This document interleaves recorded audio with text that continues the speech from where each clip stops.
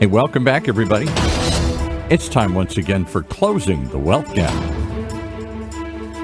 The one show, maybe the only show, that shows you how to close the wealth gap in your own life with the man who's done it for many, our wealth coach himself, Tyrone French. Hey, Tyrone. Hey, welcome everybody to this edition of Closing the Wealth Gap. I'm your host, Tyrone French, where we talk about creating ordinary wealth for everyday people. And my co-host, couldn't do it without him, Mr. Paul Roberts. Paul, take a bow. Your loyal student, oh great sensei. Man, I tell you, man, you're just such an inspiration to me, and the conversations that we have, it's almost like we should be recording our conversation 24/7. I feel like that's what we do anyway. We get off on these things, and one thing leads to another, and then I say something, and then you go, "Oh, wow!" and then that sparks me, and then it's a perfect example of why people should tune into the show. It really is a thoughtful conversation. It's not an infomercial. Well, our listeners, they enjoyed the emails and the feedback that we get, and Paul, they love you. Sometimes they just wish I'd shut up, though. I understand, but I get so frustrated or so excited, one or the other. Hey, you know what? But the show topic, our listeners don't realize this, but we were going to do a certain show today, and it kind of pivoted on the last minute, because the New York came out with an article the other day. Yeah. And they were talking about the consumer price index in May had risen, 5%. 5%. And done that I know that the everyday consumer doesn't really give a crap about what those numbers mean in those articles stuff. But when you go to the gas station and you see that you're paying more for gas, when you go to the supermarket and see that you're paying more for groceries, then those articles begin to make sense. They're warnings. They're telling you, you better prepare, because in the future, things are going to be so expensive, whereas you're either going to continue to go forward financially, or you're going to go backwards. You are not going to remain the same. Mm-hmm. Let me give you an example, Paul. I was in the supermarket the other day, and I'm a type of guy, if I go shopping, I know exactly what I want. Me too. I don't dilly-dally in the store. I go in, get one, I come out. Yep. And I got a pretty good pattern and habits based on what I like and what I don't like. So, I got a pretty good estimate as far as what I'm going to spend when I go in there. And a lot of times, this is just me. This is not family, shopping and all. This is just me as far as, my pantry and certain things that I want, that I like. Right. So I budget get your to Cheerios, get your cookies. Yeah, exactly. Yeah. So, I budget myself about $90 to do that, Mm-hmm. and it says, it's no sweat. The money is there to do that, as far as that, it's in the budget to do it, And so, and when I get to the counter, I don't look at what's being rang up. I don't look at the prices. I don't look at any of that stuff. I normally have a conversation with the checkout person, the cashier. I have a conversation with the person behind me or in front of me. And that's just normally when I go to the store, that's pretty much what I do.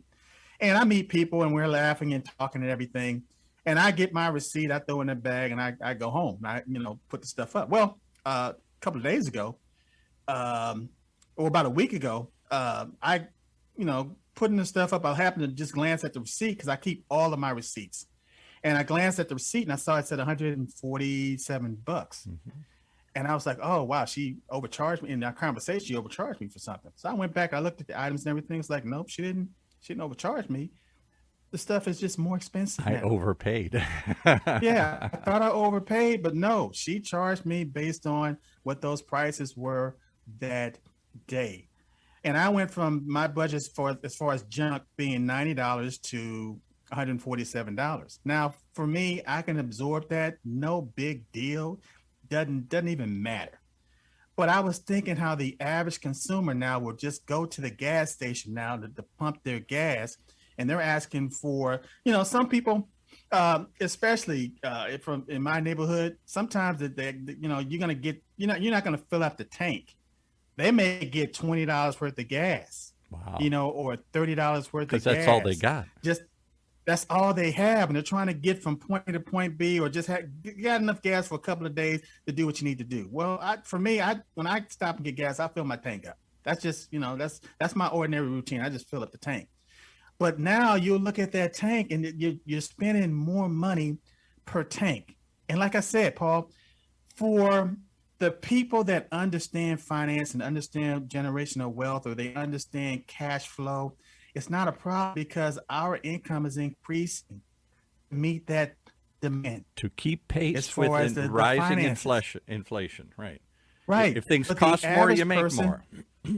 Things cost more, you make more. But because wages have been stymied and they're still debating on, they're flatlining, the people are falling further and further behind. And I tell you what, I did an article the other day, I did a post on Facebook, and it was, again, not against the GOP. I'm not against the Democrats in this issue. It was something where they didn't pass. It was a fairness. I can't remember the name of it. I can pull it up on my phone, but it was they were trying to pass a bill as far as equal pay as far as men and women. It was a fairness, whatever. It's on my phone. I can. They've tried that a couple times. They've had a couple of bills. Didn't plan on talking about that right now, but yeah, they were talking about the just fair wages for women. Women do the same job, but they make less money. Always have. And the thing is, women tend to live, and these are men predominantly. The majority are men making these decisions, whereas women tend to live longer than men. So their money needs to last a lot longer. They tend to be anchors between their parents and their kids. So they're helping their parents and they're helping their kids with a finite amount of money. Fixed amount. And because they're not making the same thing as a man would make, they have less money going into their retirement plans. And so I put this, there was an article and it was talking about how it didn't go through the Senate. And I put the article on Facebook, and I was like, this is just wrong. And I had a troll that popped on there and started spewing all this garbage about the liberal agenda and the deficit and blah, blah, blah. And then lo and behold, the next day, the New York Times come out with this article about the consumer price index increasing. And I put, for that troll, I put that article right behind that decision not to increase the pay for the women. Why? Because they need the money. They need that money. We need that money to circulate in the economy. And we talk about this divide based on the wealth gap. Well, it's really like a race. It's really like going around a track.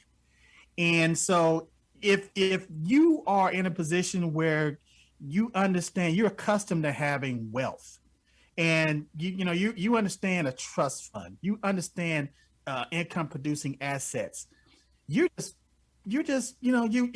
a cakewalk around the track. Because your reserves, you don't worry about not having enough because your reserves are generating more dollars, more income. Whereas if you're just running flat out around the track just to make ends meet, you tend to burn yourself out. And so now you're tired and you can't really compete with the people that have the wealth. And that doesn't help. Tired person doesn't make more money. Let me give you a quick analogy my father taught me many years ago. I don't think he was thinking of inflation at the time, but his theory was life in general. Everybody wants to stand still. You get someplace you like, I'm happy. Stop right here in your job, in your life, in your house, in your income, whatever. I'm happy. I'm at my happy spot. And he said, life is like a parade. He said, it either runs over you, passes you by, or leaves you behind. But you can't stand still. Can't stand still. Yeah, and the tragedy now is, there was a quote. A relative of mine put this quote on Facebook. I love her to death. I didn't have a chance to have the conversation with her that I want to have, but the term was, "My health is my wealth." Right. And a lot of people believe that. I mean, it sounds really, really good, to say my health is my wealth. It's almost like, because if you could be a billionaire, but if you're not healthy, you got Who cancer. cares, right? What good is all your money? But my thing is, you can be a aerobics instructor, and all of a sudden you end up in the emergency room, and you have no health insurance, and now you're in debt. You could have been the healthiest person in the hospital, but what does that health get you at that point? I'll give you a scary. So I want people to start thinking, not just my health is my wealth, again, which is a catchy phrase, but I want people to start thinking my wealth is my freedom. My wealth is my freedom, my independence, to whereas it gives me more options, give me more choices. People are stressed to the tilt right now, and nobody's talking about that. They're not talking about during the pandemic that a lot of people exhausted their retirement funds just to keep a roof over their head. So now that money for retirement is not there. I'll give you another scary example. I'll give you one more scary example. I just go ahead, because you're on a roll. I don't want to stop you, but we do shows here all day long. We stream out of the University of California, Irvine Applied Innovation. We get all this cutting edge stuff. We talk about it here all day long, like your show. And we had somebody on from the Global Alzheimer's Foundation. Now, let's take a second to set this up. For 20 years, they've had no treatment, no way to help you if you got Alzheimer's. In Orange County, it's the third leading cause of death. People don't realize it's really devastating. My mother had Alzheimer's. FDA approved a drug. That was all over the news. First time in 20 years. May not help everybody, may just slow it down, but first time they've ever had anything. Hooray, the whole show is about this. Here's the catch, though. Here's the catch. It's probably not going to be covered under insurance because it doesn't help everybody, and you got to have a certain type. So the company's going to say, we're not going to pay for everybody to get this because it only helps a relatively small group of people. You got to have a certain DNA markers and stuff. So right now, it doesn't pay. So we say, okay, all right, what's it cost to get the drug for 1 year? $56,000 a year. And I went, well, what good is that? You might as well not even put it out. You've got a drug that can help my mother survive, but I can't pay for it. If you have the money, that's not even a decision. That's what I'm saying. So they're going to more and more think about this. Answer this. I really foresee a future. I don't want to sound too doom and gloom, but in our lifetime, maybe our kids' lifetime, where people with wealth not only will live happier, longer lives, they'll live to be 100, and the rest of us will die at 50 or 60, not because we lived a worse life, because we couldn't afford the cure. We couldn't afford the drug or the treatment or the program that would extend our life. So you're going to see rich people living on and poorer people dying off. That's frightening. That's wrong. It's already happening. In my book, Closing the Wealth Gap, I referenced a movie called John Q. And that movie is about his son needed a heart transplant, but his insurance wouldn't cover it. Yeah. And he went to the extreme to make sure that happened. And all of a sudden the public opinion changed on it and everything. He pulled a gun in the movie and he said, I'm not backing off and you're going to do this. Right. Great movie. But it highlighted based on if you have health care and you can afford the coverage, you live, like what you just said. But if you can't, you die. You die. In America. Yeah. So this isn't just a question of not having a few extra bucks in your pocket to take a vacation or having to work harder. That's part of it. It's not just working paycheck to paycheck. That's even harder. It's a choice between life and death. Do your kids live and the other guy who has wealth, his kids live, your kids die? Think of it that way. It's the reality that, again, the reason this show exists is to get people to a consciousness level to whereas they're not just thinking about working for money or working to pay bills. They need to set up a system to where they have independent create financial independence, to whereas they have multiple streams of income, to whereas these decisions that we're talking about, they're just something that, oh, by the way, I need to take care of this. And oh, by the way, I need to take care of that, versus how am I going to pay for this? How am I going to take care of that? And again, the stress levels that people are under right now that are struggling financially are through the roof. But here's the difference, what you've shown me. For years, I thought wealth, let's be honest, wealth is just for the wealthy.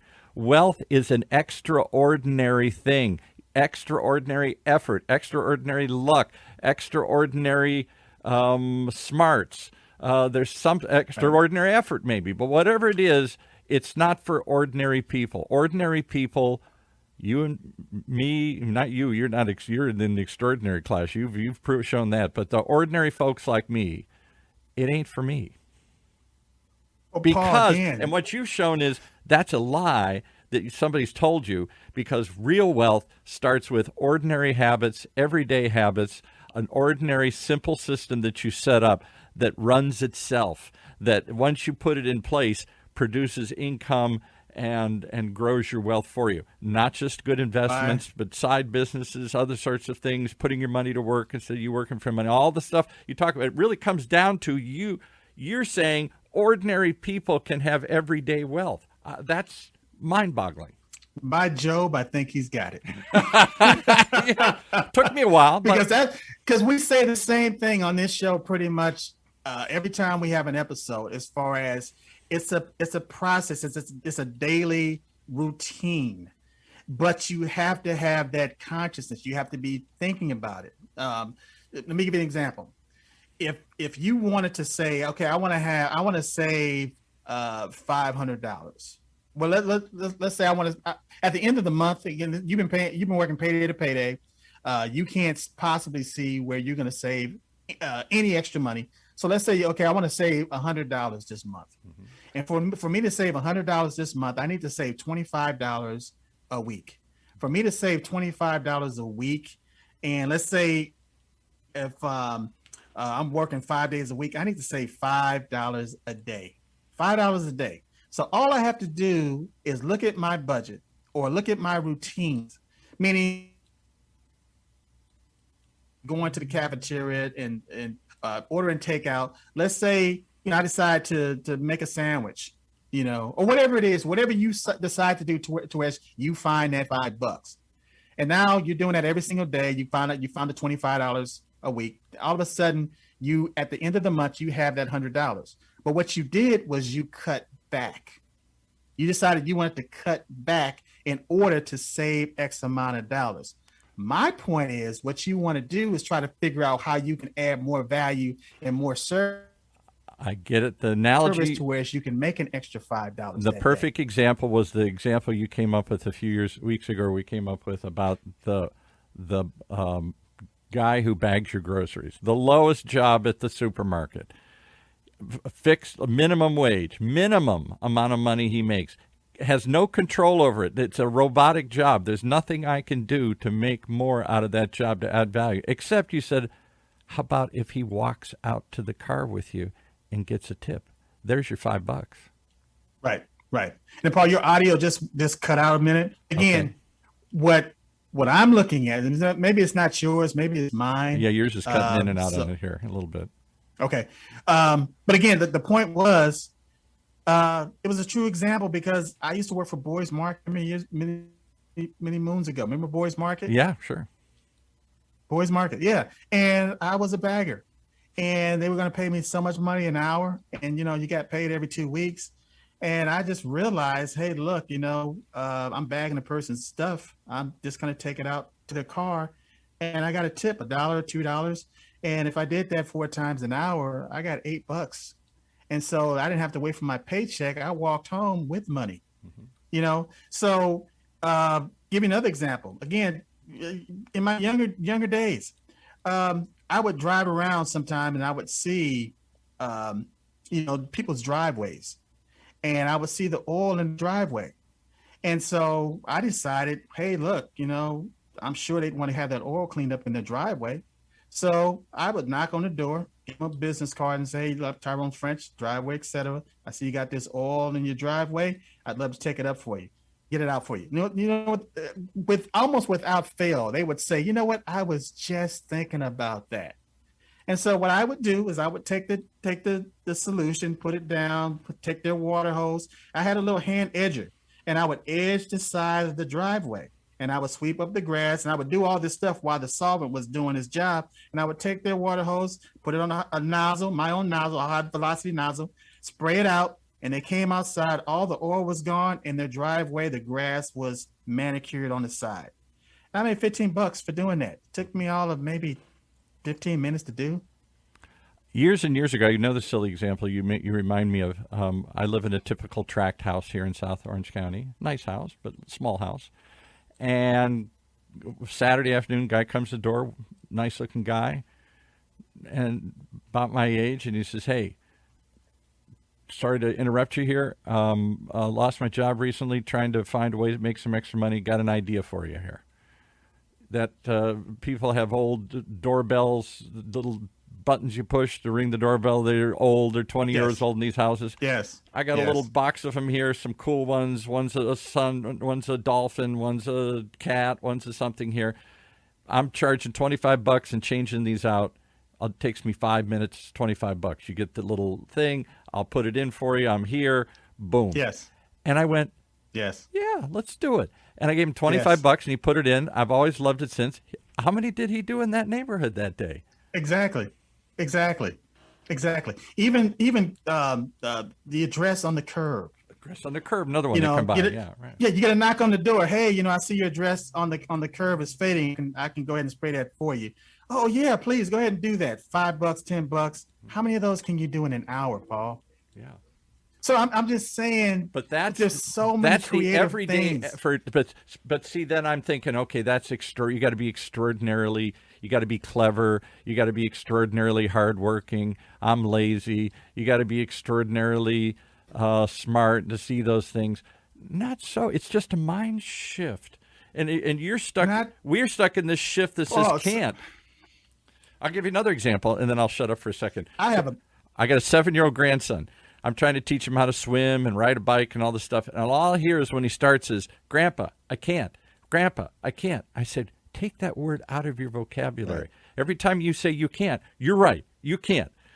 Yeah, but the minute and then he does it and he swims 5 feet or he rides 20 feet. And I say, yes. Well, see, it's all up here. It starts up here in your head first. Yes.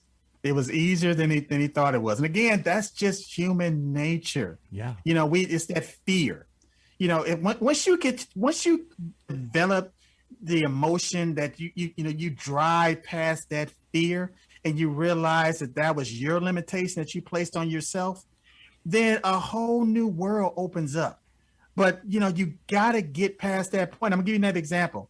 Mm-hmm. My barber, who is a beautician. She does braids and all kind of stuff. Matter of fact, she loses money by cutting my hair because she'll make so much more money by doing braids and all this other stuff. But she cuts men's hair, and she's very, very good at it. But at the same time, she loves to cook. She loves having desserts and stuff. So she has this a banana pudding.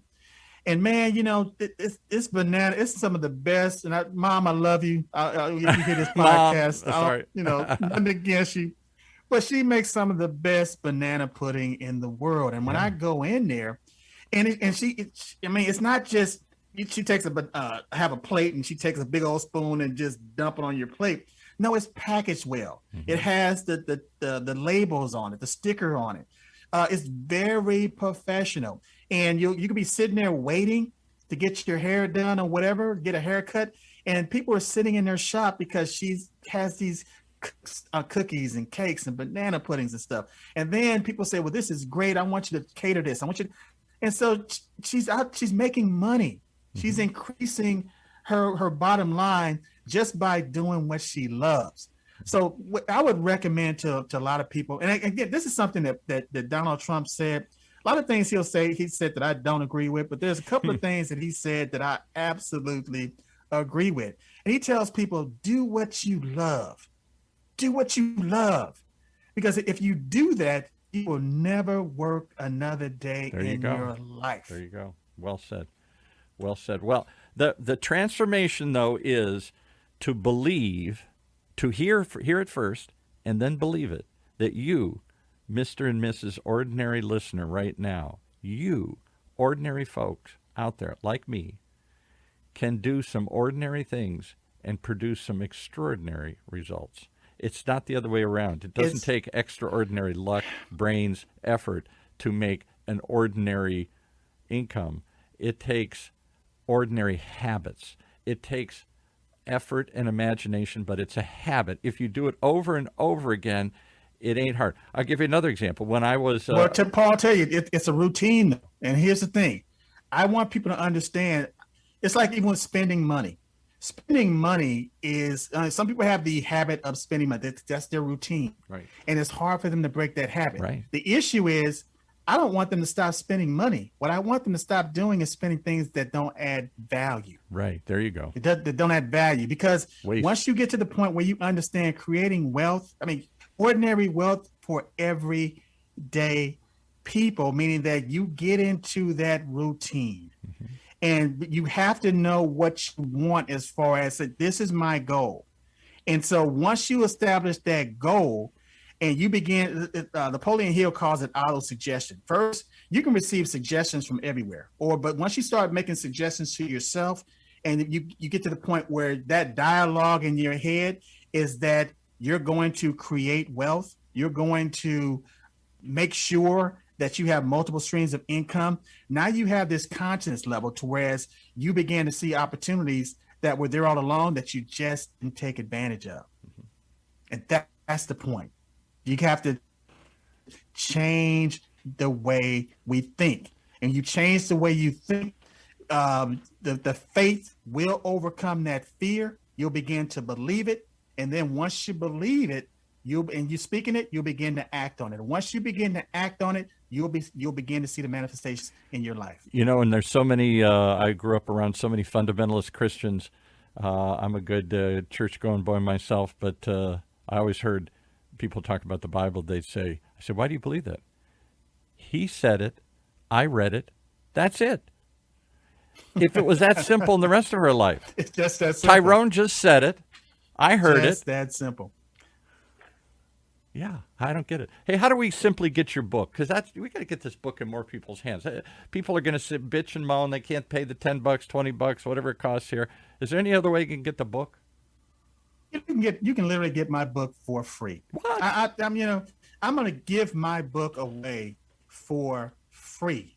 The only thing I want you to do is you can pay the shipping and handling on the book, but it's free.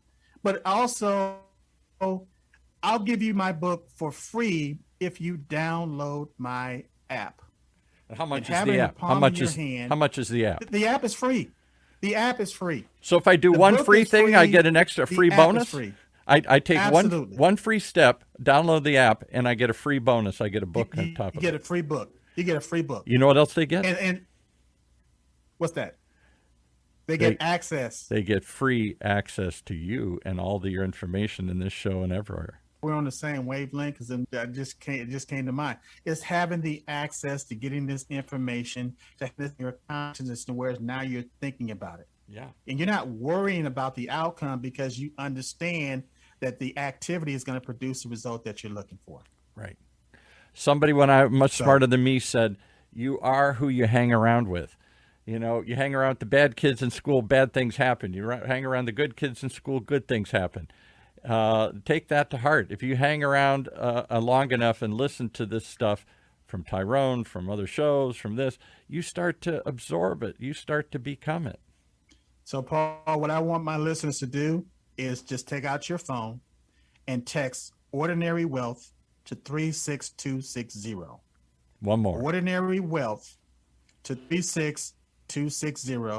Download that app. Register.